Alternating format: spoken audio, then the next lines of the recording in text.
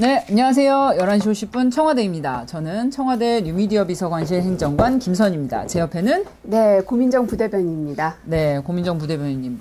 비가 촉촉하게 내리는 식목일 오전입니다. 그렇습니다. 식목일 되면 여기저기 이제 나무 심으러 가시는 분들도 참 많으신데 네네. 비 오는 날은 왠지 나무들한테는 더 좋을 것 같다는 생각이 들어요. 그러게요. 묘목을 심기엔 좀 불편하지만. 그러니까요. 이제 심는 사람은 번거로운데 묘목을 심으면 땅이 촉촉해서 잘 자랄 것 같은 그런 생각이 듭니다. 아무튼 식목일이 이제 언젠가부터 공휴일은 아니지만, 네, 그래도 이제 비 오는 식목일, 촉촉하게 젖은 묘목들, 뭐 나무들, 또 우리 대변인실은 이렇게 예쁘게 네. 식목일이라고 해놓으셨는지. 나름 준비해 놓은 거예요. 그러니까요. 네. 뭐 다육이도 사놓으시고 그렇습니다. 하셨는데, 이런 것들 보시면서 또 우리 환경 생각하시는 마음 한 번쯤 가져보시면 좋겠습니다. 네. 그래서 식목일 관련 소식이죠. 첫 소식이. 맞습니다. 식목일 맞이해서 청와대에서도 식수 행사가 있었습니다. 뭐 네네. 행사라고 하긴 좀 그렇고요. 기념 식수를 문재인 대통령님과 김정숙 여사님 두 분께서 함께 하셨는데요.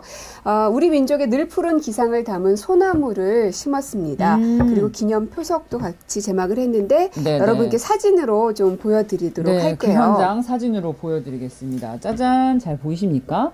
네, 오늘 식수 행사 여민 일관 앞에서 있었고요. 네, 나무를 심고 계신 문재인 대통령의 모습입니다. 네. 빨간 옷을 입은 분은 김정숙 여사죠. 이 사진 제가 찍었어요. 오토바이. 네, 김선 행정관입니다.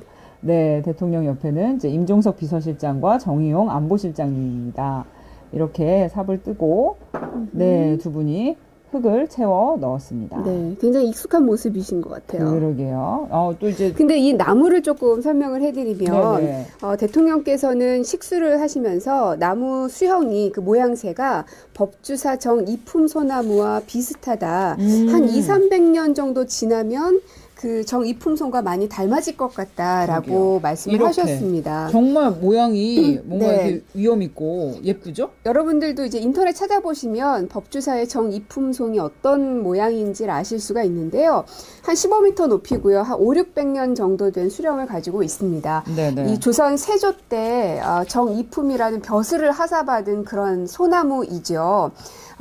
그 밑에서 그 비를 피하기도 했었고 세조가 그리고 이 법주사를 행차할 때 이건 뭐 옛날 이야기인데 전설 같은 얘기죠. 네, 행차할 때 타고 있던 가마가 이 소나무 아래를 지나가고 있었는데 가지가 쳐져 있어서 연이 걸린다라고 말하자 이 소나무가 가지를 위로 번쩍 들어 올려서 무사히 지나갔다는 그런 옛날 이야기가 있습니다. 그렇지. 임금님이 타신 가마 지붕에 걸린다 하니까 이제 네. 나뭇가지를 싹 들어주었다 하는 전설입니다. 네, 그래서 이제 별명이 연거리 소나무라고도 불린다고 해요. 그 정이품송이 여기 온 게 아니고요. 대통령께서 이 나무를 보시고는 그 정이품송과 참 많이 닮았다라는 이야기를 하셨습니다. 네. 그런데 이 소나무가 심어진 장소는 여민일관 바로 앞인데요. 이 장소의 의미가 있습니다.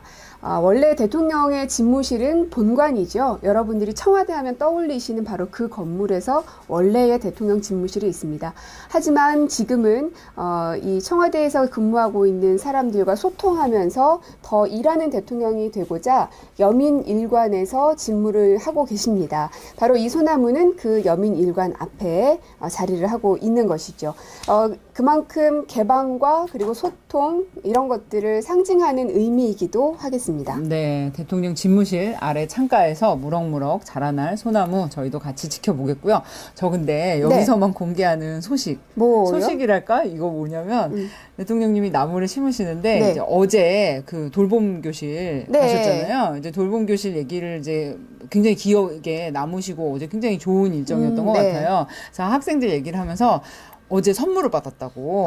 그 얘기 아세요? 아니요. 오더 들었는데, 자기 어제 100원 받았다고. 그래서, 100원요? 누가 그랬더니, 그 같이 돌봄교실에서 공부하던 이 옆에 앉아있던 여학생이, 네.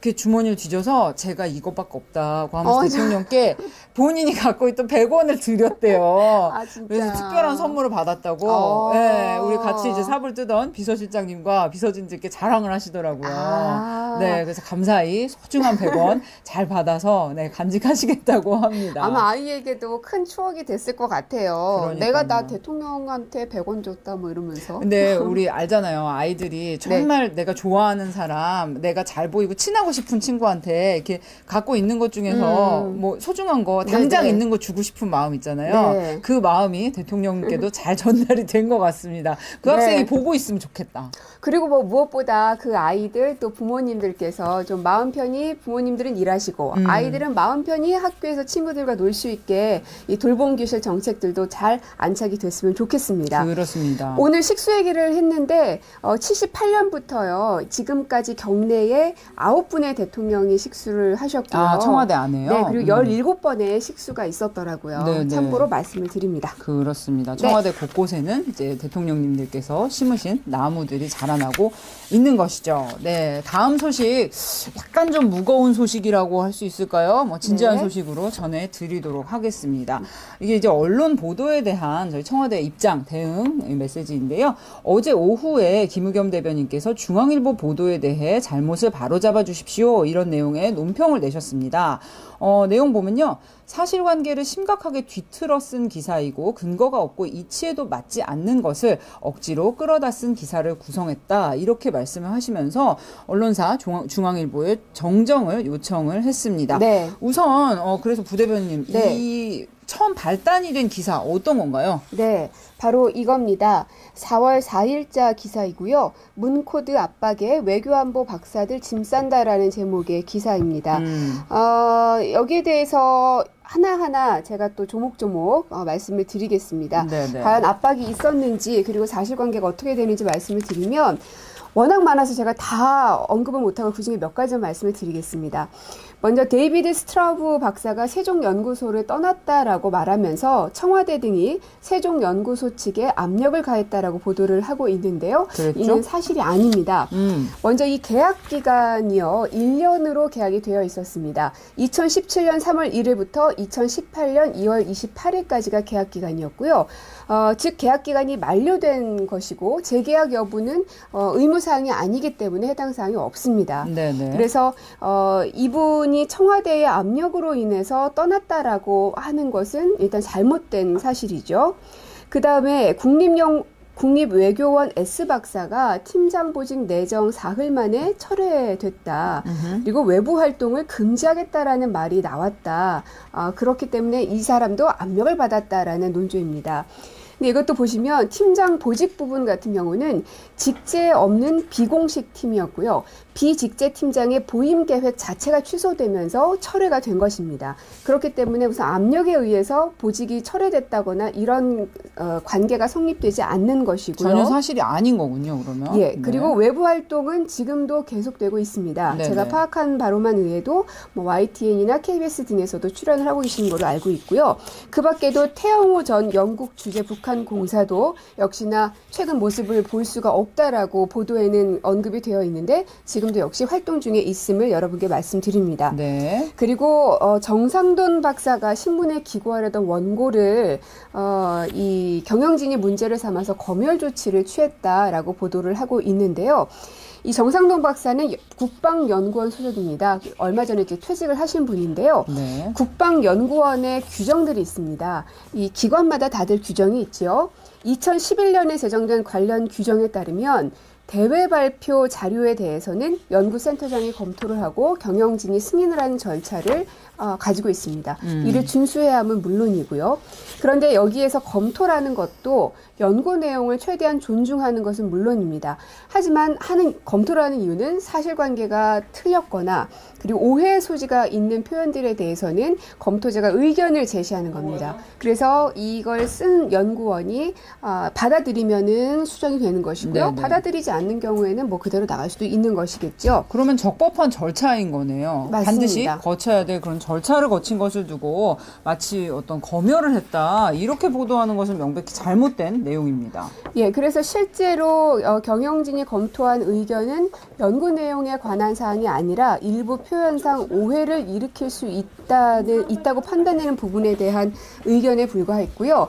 그리고 정상돈 박사 역시 자신이 수용할 부분과 또 수용할 수 없는 부분에 대해서 답장을 통해 의견을 제시를 했습니다. 그렇기 때문에 말씀하신 것처럼 검열성 조치를 취했다라고 표현하는 것은 잘못된 것임을 말씀드립니다.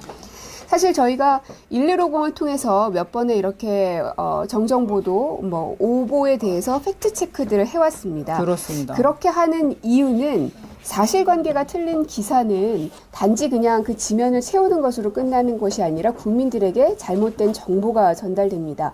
그리고 그 기사는 제2차 가공이 되죠. 재가공이 되면서 또 다른 오보들이 생산될 가능성이 더욱 높아집니다. 처음엔 각도가 아주 조금만 틀어져도 처음엔 진짜 아무것도 아닌 것처럼 보일지 모르겠지만 이게 시간이 흐르면 흐를수록 점점 더 큰 각도로 벌어진다는 거 여러분도 알고 계실 겁니다. 그렇기 때문에 돌이킬 수 없는 사태까지 가기 전에 잘못된 보도에 대해서는 명확하게 짚고 가자는 게 저희의 생각입니다. 네, 그래서 오늘자 중앙일보 6면입니다. 보시면은 네, 어제 대변인께서 발표하셨던 이 입장문과 관련해서 이제 기사를 실기는 했습니다. 그런데 하지만 우리가 이렇게 청와대가 정정보도를 요청했다는 사실관계 이 내용을 실기만 했지 실제로 이제 4월 4일자 기사에 대한 정정은 하시지를 않으셨어요. 네, 맞습니다. 말씀하신 대로 잘못된 부분을 정정한 것이 아니기 때문에 어제 대변인 논평에서도 밝혔듯이 법적인 절차를 밟아 나갈 예정입니다. 네, 국민을 위해서 일하는 공공기관의 활동에 대해서 정확한 사실을 국민께 알리는 것은 저희 공공기관의 의무라고 생각을 하고요. 그것을 위해서 저희도 합당한 절차를 해나갈 생각이시죠? 네, 그렇습니다. 네, 그렇습니다. 네, 감사합니다. 네. 대변인님.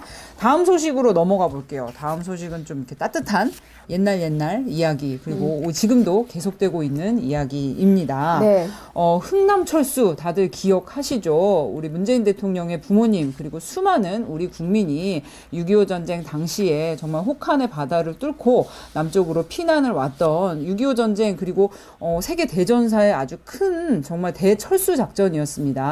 메레디스 빅토리호라는 배를 타고 우리 많은 국민들이 남쪽으로 내려왔었는데요. 그 배에는 우리 문재인 대통령의 부모님 많은 그렇죠. 국민들이 타고 있었고요. 네. 그런데 저희가 전에도 잠깐 전해드렸었어요. 흥남철수 때 이제 메레디스 빅토리호에 승선했던 이 승선원이 지금 이제 할아버지가 되셨죠. 그럼요. 예, 그분이 89살 되셨습니다. 그렇습니다. 벌리 스미스 씨 89살 된 미국 분이신데요. 당시 이제 메레디스 빅토리호에 승선원으로 타고 있었는데 문재인 대통령에게 편지를 보냈었습니다. 네. 네, 이 편지 내용 잠깐 소개를 해주시죠. 네. 최근 문 대통령의 부모님이 1950년 크리스마스에 흥남에서 메르디스 빅토리호에 탑승했던 피난민이었다는 것을 알게 되었다라고 편지가 시작이 되는데요. 그래서 4월 5일부터 오늘이죠? 오늘 네. 내일 이틀간 방한을 할 예정입니다. 그래서 거제도에서 대통령을 만나고 싶다는 내용의 편지를 보내셨는데 그렇습니다. 대통령께서도 또 답장을 또 하셨어요. 네, 일단 벌리 스미스 선생님께서 이 대통령께 보내온 편지는 이제 이런 모양입니다. 네. 영문으로 보내오셨고요. 이제 본인의 일정하고 거제도에 방문을 해서 어떤 분들을 만나시겠다. 그리고 가능하면 대통령 또는 이제 어머님까지도 뵐 수 있으면 너무나 좋겠다. 이런 내용들을 보내오셨습니다. 그래서 대통령께서 답장을 드렸죠. 네, 그렇습니다. 답장도 이렇게 써서 보내주셨는데요. 직접 만나 뵙고 싶기는 하지만 일정들이 허락하지 않아서 너무 아쉽다는 내용의 글입니다. 네네. 그리고 여기에서도 이제 언급이 돼 있는데 김치5 혹시 기억하실지 모르겠습니다. 저희가 동계올림픽 하면서 몇 번 말씀드렸는데 맞습니다. 빅토리호에서 태어나신 분이 5분이 계신데 이분들을 이제 미국 선원들이 김치 1, 2, 3, 4, 5로 불렀다고 해요. 이름이 없었으니까. 예, 예. 근데 이분들 가운데 몇 분께서는 동계올림픽의 자원봉사로도 활동을 하셨었습니다. 그렇습니다. 그래서 이 김치5 중에 몇 분과도 이 벌리 스미스 씨께서 함께 시간을 보낸다고 하시는데 거기에 대해서도 이제 대통령께서도 잘 알고 계시더라고요. 네, 그렇습니다. 4월 6일 날 거제도의 포로수용소 유적공원 방문을 하실 거고요. 이 벌리 스미스 씨 일행이요. 그리고 이제 레오나드 라루 선장, 대통령님이 연설에서도 몇 번 언급하셨던 메레디스 빅토리호의 선장님이죠. 네. 이 라루 선장, 그리고 승선원들을 위한 위한 추모제도 거행을 하실 예정이라고 합니다. 그리고 이제 이 행사에 이제 김치1, 김치5 이 두 네. 분의 어르신께서 성함도 한번 말씀해 주시죠. 네, 손양영 선생님이 김치1이시고요. 네. 김치5는 이경필 선생님이십니다. 이 중에서 이제 손 선생님이 아마 거제도에 사실 거예요. 네, 그래서 이 행사에 같이 참석을 하신다고 합니다. 네. 그리고요, 또 특별한 선물도 가지고 오신다고 하죠. 네. 벌리 스미스 씨는 미국에서 가져온 성조기, 또 마이애미 시기를 거제포로 수용소 유적공원에 기증을 하고요. 네. 대통령 기념식에도 감사 선물로 전달받게 됩니다. 그렇습니다. 대통령께서 직접 나가보시지는 못하지만 우리 국가보훈처에서 직접 맞이하겠다고 밝혀서 아마 진행 중에 있지 않을까 싶습니다. 네, 그렇습니다. 보훈처에서 이제 6.25 참전용사 방문에 맞춰서 그 예에 맞춰서 이제 같이 모실 거고요. 또 의미가 있는 거는 이제 라루 선장님 같은 경우는 이 흥남철수 작전이 성공하고 미국으로 돌아가신 다음에 수도원에 사시면서 수도사로 일생을 마치셨습니다. 그런데 너무나 이제 수도자로서도 경건한 생을 보내셨기 때문에 지금 이제 카톨릭에서는 이제 성인으로 추대되는 과정이 진행 중이라고 해요. 네. 그래서 이제 라루 선장님을 위한 이 신부님의 기도도 그 현장에서 진행이 될 거라고 하니까요. 네. 여러모로 참 의미 있는 그런 행사가 될 것 같습니다. 네. 이렇게 청와대 안에는 한 그루의 나무가 심겨지고, 그리고 그동안 좀 바싹 말라 있었던 대지에는 촉촉한 단비가 내리고, 그리고 또 이 흥남철수에서 맺어졌던 인연들이 네. 다시 그곳에서 이게 만나는 모습들 보면서 뭐 새로운 생명, 그리고 새로운 시작, 이런 것들을 떠올리게 하는 오늘인 것 같습니다. 그렇습니다. 아름다운 말씀. 예. 아름다운 엔딩 말씀 감사합니다. 네, 비 오는 식목일에 전해드린 11시 50분 청와대입니다. 저희는 준비한 소식 여기까지고요. 네. 점심 맛있게 드시고요. 내일 이 시간에 다시 찾아뵙겠습니다. 감사합니다. 안녕히 계세요.